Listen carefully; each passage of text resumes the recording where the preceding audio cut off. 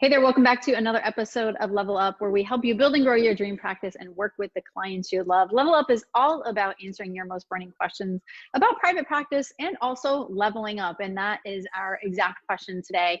ECFAU asks us, how do you create a webinar or online training? Awesome question.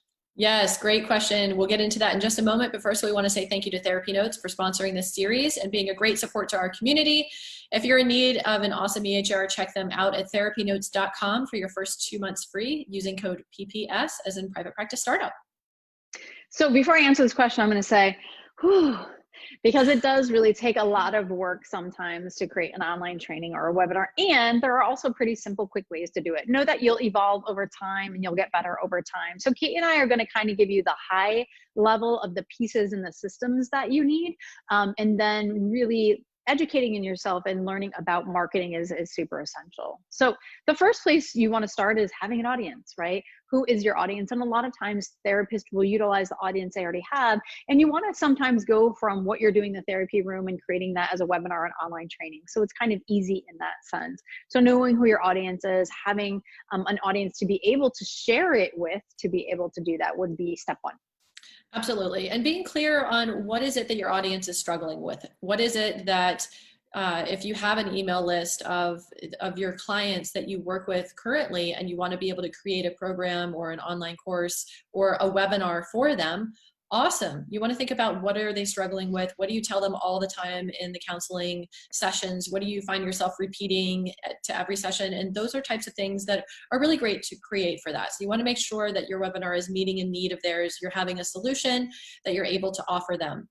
And then you want to think about the high level steps of the system or workflow that you're going to create, because as you're marketing to this audience, you need to decide what is your webinar platform going to be. For us, we love using Zoom. We have used GetResponse.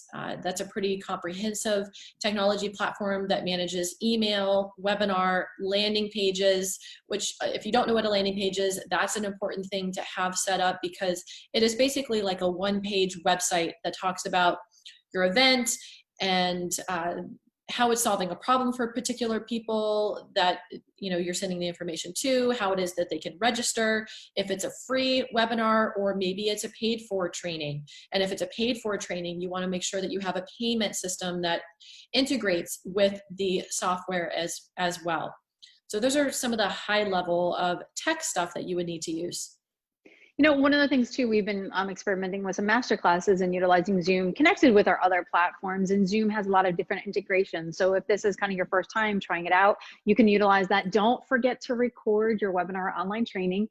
There will be people who will register for it for sure and won't be able to attend or something came up, and you always want to send out the replay. Your audience will thank you. But you also need a way to capture those emails. So whether you use something like GetResponse, Entreport, ConvertKit, like these are all different tech platforms.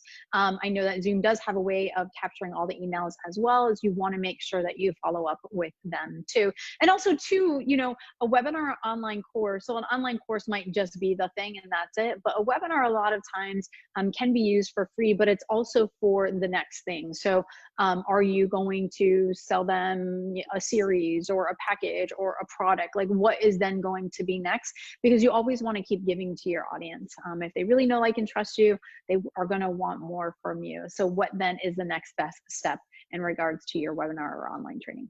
Yeah, and hearing you talk about this and thinking as you're chatting here, it makes me think about Andy, Dr. Andy Dobo. He is an EMDR trainer and educator here in the state of Florida, and he had reached out to us several years ago because he wanted to expand his ability to scale his business with the training programs that he offers, in addition to the counseling that he provides, doing the EMDR with clients, providing that with clients. And he had reached out to us and he was able to go through our marketing and e-course program where we taught him about the foundation of marketing and was able to really scale his business for training therapists in EMDR all across the state of Florida, and that was very effective for him. We can actually pop in the success story that we did as a podcast so you guys can listen to that if you're curious.